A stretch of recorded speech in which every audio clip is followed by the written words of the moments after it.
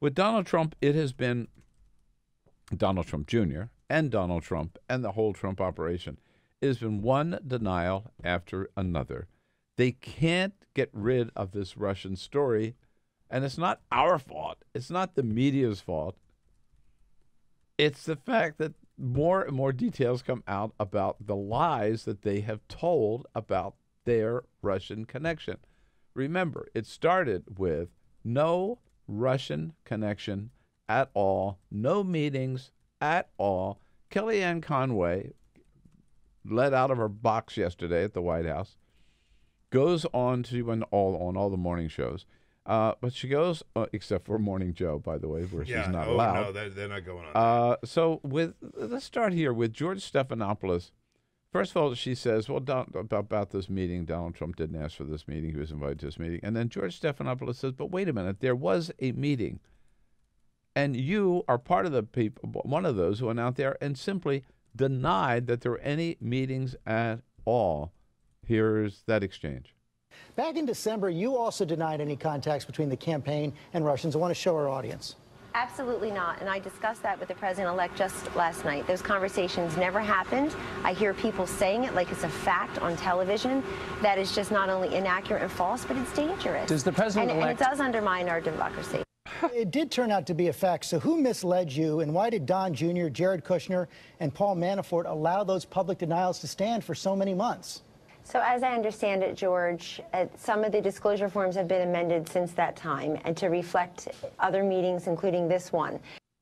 In other words, basically she's saying, yeah, we lied, but then we've changed the forms afterwards, once we got caught in our lies. And the idea that for us to question that is dangerous and undermines our democracy. Whoa, wait a minute. Talk about somebody undermining the democracy. If anybody was trying to undermine the democracy, it was the Russian government, it was the Kremlin, and they were getting assistance, now we know, from Donald Trump and Donald Trump's campaign team.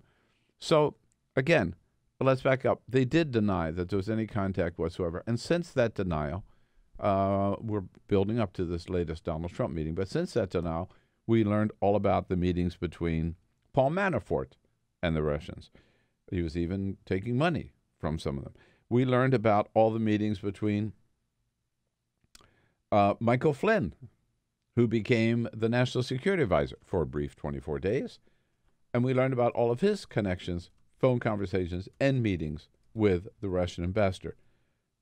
Again, this after they denied there were any meetings whatsoever. And then we learned about the meetings with Jeff Sessions, 2 of them, maybe 3 of them, and representatives of the Russian government, all part of the Trump team.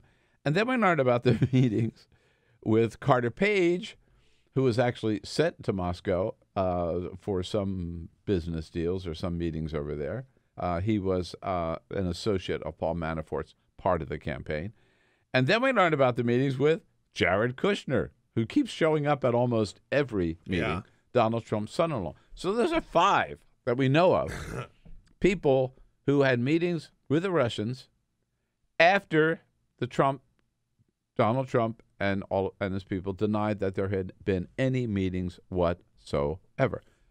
Now, let's flash forward what we find out about this meeting on June 9, 2016, with Donald Trump Jr. The first thing we learned is, again, that he did meet with, this is a meeting we hadn't known about before, he met with an attorney.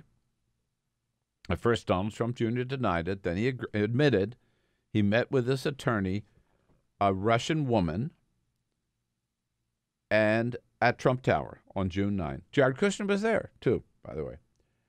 And then Donald Trump says, yeah, I did meet with her, but all we talked about was adoption, because a lot of Americans want to go over and adopt Russian children, and remember, Vladimir Putin had suspended the program for a while, so that's what we talked about. Then it came out that, no, actually, this woman reportedly had some dirt on Hillary Clinton, what they call opposition research, or in the trade, oppo, on Hillary Clinton. And so he gets a call from, this is such a tortured thing.